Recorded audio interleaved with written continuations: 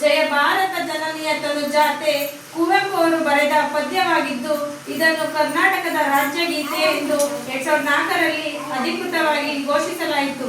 ಇದು ಭಾರತ ಮಾತೆಯ ಮಗಳಾಗಿರುವ ಕರ್ನಾಟಕದ ವೈಭವ, ಅದರ ನದಿಗಳು, ಋಷಿಗಳು ಮತ್ತು ಇತಿಹಾಸ ನಾಯಕರನ್ನು ಸುತ್ತಿಸುತ್ತದೆ.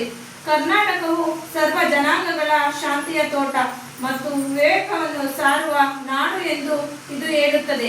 ಭಾರತೀಯ ಒಕ್ಕೂಟದಲ್ಲಿ ತನ್ನ ಘನತೆಯನ್ನು ಕಾಯ್ದುಕೊಳ್ಳುವ ಕರ್ನಾಟಕದ ಸ್ವಾಭಿಮಾನವನ್ನು ಒತ್ತಿ ಹೇಳುತ್ತದೆ.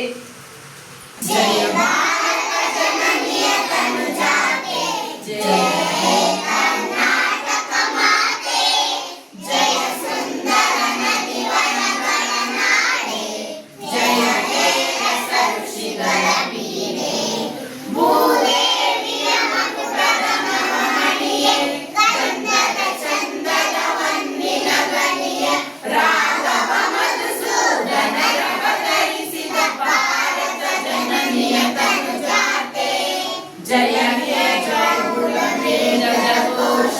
जननी